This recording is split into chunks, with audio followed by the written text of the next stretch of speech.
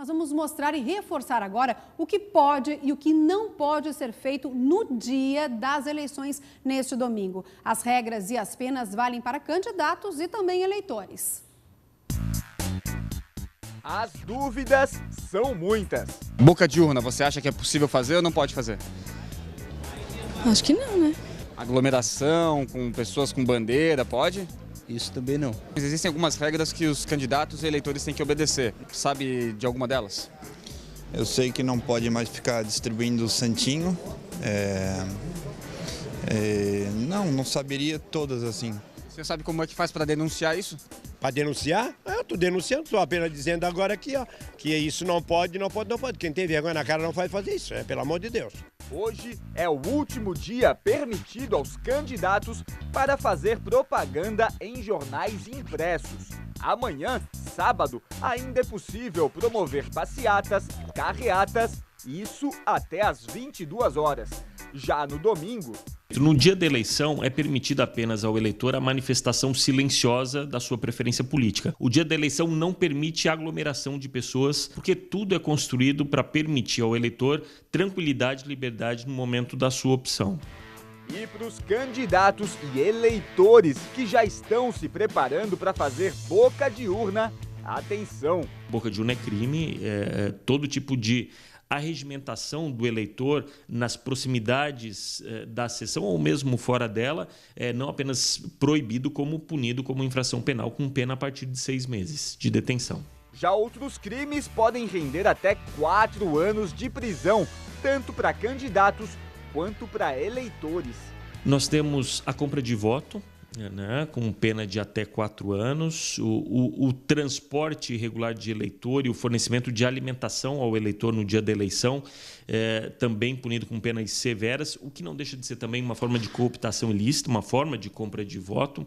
E nós temos aí aquelas situações que são crimes no nosso cotidiano e que se tornam mais graves no período eleitoral, como a desobediência à ordem da Justiça Eleitoral, o impedimento ao exercício do voto, a coação ao eleitor para que vote ou deixe de votar em determinado candidato. No domingo, o comércio poderá funcionar normalmente. A venda de bebidas alcoólicas, por exemplo, está permitida, ao contrário daquela velha derrama de santinhos pelas ruas. Se você presenciar alguma irregularidade como essas que nós mostramos na reportagem, denuncie. É fácil, pode ser para as polícias, para o responsável da zona eleitoral, Ministério Público e até pelo celular, por esse aplicativo, o Pardal. É só fotografar e mandar. Tá todo mundo de olho e com ferramentas para isso, né? E falando em crime, voto negociado, Prates. Olha, Eldiane, o poder econômico não costuma respeitar a lei, ousa enfrentá-la. Neste momento, em todo o Brasil, em muitos lugares e em Santa Catarina, existem pessoas, candidatos e representantes dos candidatos negociando o voto, tentando negociá-lo. Agora há pouco ouvi uma história de um sujeito que, numa eleição anterior, pediu a um candidato uma cerca de arame farpado para o sítio dele. Este camarada tinha que ganhar voz de prisão. Outros tantos chegam oferecendo um caminhãozinho de brita, meia dúzia de sacos de cimento. Há quem aceite, há quem peça. O candidato, todavia, que se valer deste poder econômico, tem que ser muito bem identificado pelo eleitor e a ele, silenciosamente, a negação do voto. Caso contrário, mais tarde, este dinheiro, este favor agora dado, vai ser recuperado em omissões de toda sorte na educação, na saúde, no saneamento, na segurança, em tudo. As pessoas precisam ser mais inteligentes. Os eleitores e os demais, os desonestos que compram o voto, precisam ser identificados, bem identificados ou pegados. Mas tem candidato, Prates, também assustado. A gente vai mostrar agora o áudio de um candidato a vereador da capital que mostra a corrupção por parte dos eleitores que pedem favores em troca de apoio político. A entrevista foi cedida pelo jornal Conexão Comunidade de Florianópolis. A voz foi distorcida para que o candidato não fosse identificado. O que mais me choca, por incrível que pareça, eles não procuram saber o passado do candidato, né? Se ele tem um compromisso com o seu bairro, né? Eles pedem de tudo, desde cesta básica, gasolina, material de construção, nem se fala. Chegaram a pedir até chuteiras até par de chuteiras.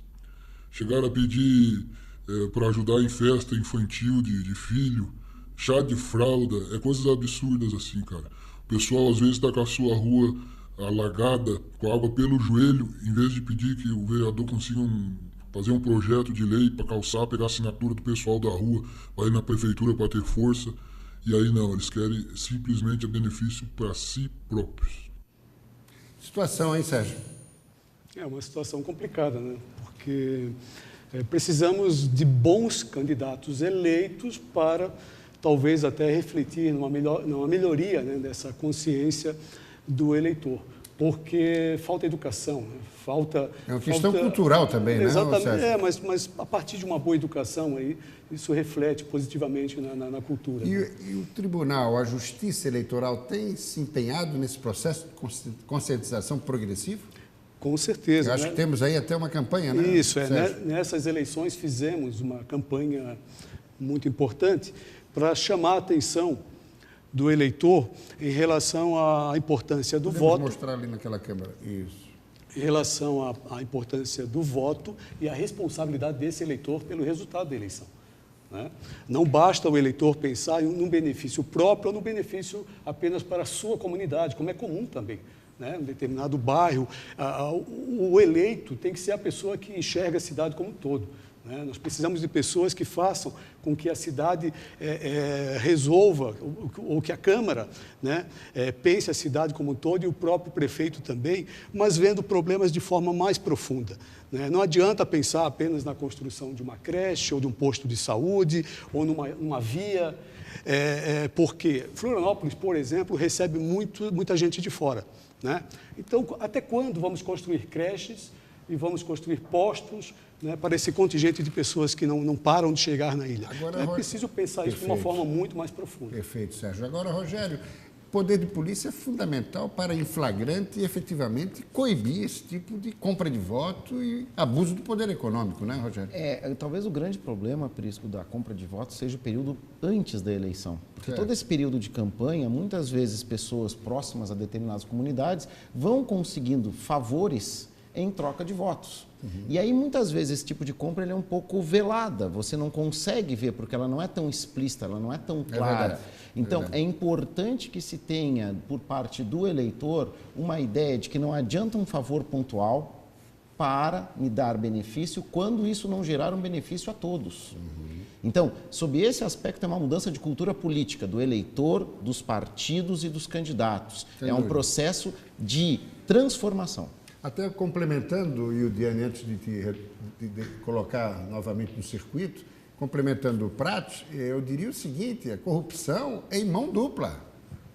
O candidato que quer comprar o voto, oferecendo algum benefício, o eleitor, ao aceitar, ele automaticamente também está praticando corrupção.